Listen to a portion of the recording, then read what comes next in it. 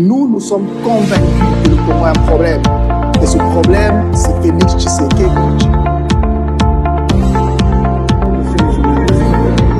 Il n'y a pas de magie d'obtenir toutes les énergies.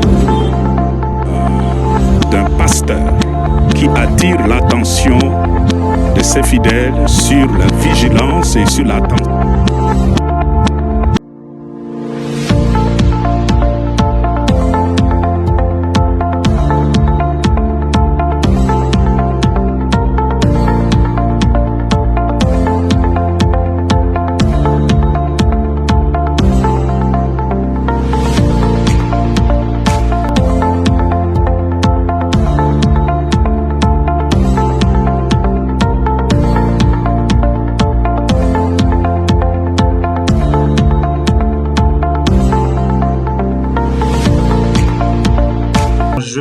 Enjeu qui, un énième numéro de votre émission que vous avez eu l'habitude de suivre, Enjeu qui est une tribune qui offre la voix aux érudits, question de vous éclairer sur les questions importantes de la vie nationale. Vous allez suivre cette émission sur nos différentes plateformes, j'ai cité Jeunesse Radio. Pour l'émission d'aujourd'hui, je serai seul, je ne partage mon plateau avec personne. Question de faire des petites analyses sur, entre autres, le procès sur l'attaque de la résidence de l'ancien président Joseph Kabila et d'une prétendue exécution de sa femme, j'ai cité Olive Lembe Kabila, mais aussi nous allons passer en revue sur la sortie médiatique du président de la République, Félix Antoine Tshisekedi. Alors nous allons passer du côté de la régie pour nous présenter quelques images et nous revenons par la suite pour analyser. Envoyé soi-disant pour venir m'éliminer physiquement ici. Ils étaient un nombre de combien? Bon, je ne sais pas estimer ils étaient un nombre de combien, mais ils étaient très nombreux. Les images, les quelques images qui ont été prises vers la fin, quand ils ont commencé à les maîtriser. Mais sinon, ils sont venus très nombreux. Il y a quelques images qui pourront témoigner de cette attaque. Hein. Et ils ont voulu commencer à jeter des cocktails pour d'abord brûler tous les véhicules qui se retrouvent ici à l'extérieur de la parcelle. Et puis, avec intention de forcer le portail pour rentrer jusqu'à l'intérieur de la résidence. Et en résumé, moi je dirais que tout ceci est la conséquence de la violation du périmètre sécuritaire de la résidence du président honoraire de la République démocratique du Congo, Joseph Kabila Kabange, qui, selon moi et pour moi, est et restera le père de la démocratie de ce beau et grand pays, la République démocratique du Congo. Nous allons résister parce que nous sommes dans notre pays. Nous sommes nés ici, au Congo.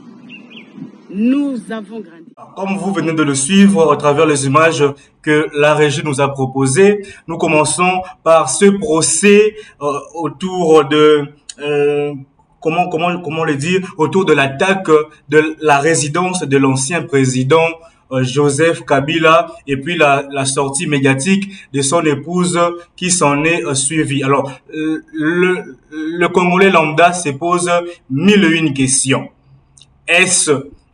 C'était vraiment volontiers que ce que les gens appellent aujourd'hui la milice de l'UDPS, Force du Progrès, puisse attaquer la résidence de l'ancien président de la République qui aujourd'hui ne pipe mot, que ce soit sur ce qui se passe sur l'étendue nationale, Joseph Kabila qui ne pipe mot. Alors, les questions sont les suivantes. Quel intérêt le parti au pouvoir aurait-il à attaquer le président de l'ancien président de la République, Joseph Kabila? Certaines personnes parlent d'ailleurs parle plutôt du fait que Olive Lembe est en train de chercher du sensationnel, question de se créer un poids pour les échéances électorales qui se projettent déjà à l'horizon 2028. Donc, plusieurs questions comme ça entrent en jeu pour ce que plusieurs personnes qualifient, comme je l'ai dit tantôt, d'un faux débat, et qu'Olive Lembe ne cherche tout simplement qu'à se créer, n'est-ce pas, un aura, à acheter, n'est-ce pas, la mémoire, à acheter plutôt, comme je voulais le dire, la sympathie de Congolais aux faibles esprits. Et donc,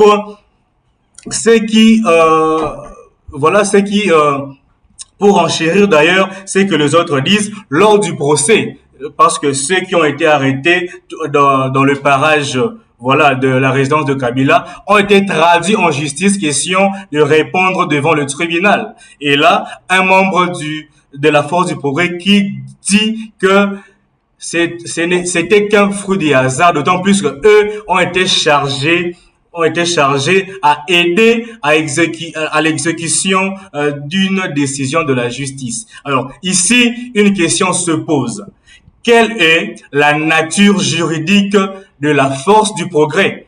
La force du progrès qui, de jure, n'est qu'une structure au sein d'un parti politique, mais comment est-ce qu'une structure peut aider la justice à faire respecter une décision, à faire respecter un arrêt? La force du progrès, ou sinon l'UDPS dans son ensemble, joue à quel jeu? Nous sommes dans quelle république où une structure d'un parti politique fait la loi dans un État? Est-ce une anarchie? Est-ce que nous sommes gouvernés? Voilà plusieurs questions qui entrent en jeu. Et plus grave, voilà une révélation selon laquelle cette même personne dit que voilà, les agents du parquet recourent le plus souvent à leur service et que ce n'est pas une première. Voilà une preuve évidente que l'appareil judiciaire de la République démocratique du Congo souffre énormément et que nous devons aujourd'hui donner raison au président de la République qui, en son temps, disait que la justice en République démocratique du Congo est malade, elle est souffrante. J'ajouterais même que si cette justice était un humain, on dirait qu'elle serait aux urgences. Parce que rien ne marche. On ne peut pas digérer le fait qu'une structure d'une partie politique puisse aider la justice à se faire respecter. La justice n'a pas besoin, normalement, de quiconque pour, n'est-ce pas, faire la loi. La justice, elle s'impose à tout individu.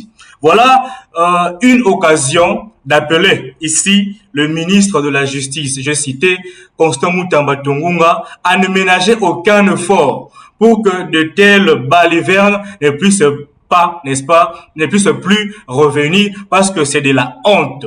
C'est de la honte. Dans un pays sérieux, toutes ces personnes devraient normalement avoir des sanctions responsables. Donc ici, nous appelons, n'est-ce pas, le ministre de la Justice à prendre des mesures courageuses, de contraindre s'il le faut ces membres de la force du progrès à nous montrer ces agents du parquet qui recourent à leur justice, car c'est une façon de cracher sur l'appareil judiciaire de la République démocratique du Congo. Voilà. Donc, d'emblée, si nous pouvons dire quelque chose sur ces procès autour de l'attaque de la résidence de Joseph Kabila et de son épouse. Alors, pour chuter, le président de la République qui séjournait en Belgique pour des soins de santé a eu à faire une interview avec deux confrères de la place. Et dans cette interview, il a eu à dire tellement de choses. Ici, nous allons nous appesantir sur un seul aspect par où il affirme que Joseph Kabila, n'est-ce pas, là, il est à la tête Il est à la tête de l'AFC, chapeauté par Corneille Nangaa. Une question taraude notre lanterne. Si le président de la République fait une telle déclaration, cela veut dire que c'est vrai et qu'il a des preuves tangibles qui démontrent, noir sur blanc, que Joseph Kabila est en train de préparer un coup bas. La question c'est pourquoi n'est pas appelé Joseph Kabila à répondre devant la justice. De telles allégations sont gravissimes et surtout que ça sort de la bouche du président de la République de surcroît. Ça a des répercussions, ça peut avoir des répercussions très dangereuses. Voilà, nous nous posons la question, si Joseph Kabila est à la tête d'une rébellion, pourquoi la justice ne lui inquiète-t-elle pas? Pourquoi Joseph Kabila n'a jamais été, n'est-ce pas, appelé à répondre devant le tribunal pour qu'il puisse nous confirmer sur ses positions? D'une part, nous ne pouvons pas rejeter en bloc les allégations du président de la République du fait que, voilà, Joseph Kabila ne s'est jamais prononcé sur les maintes agressions dans le territoire national.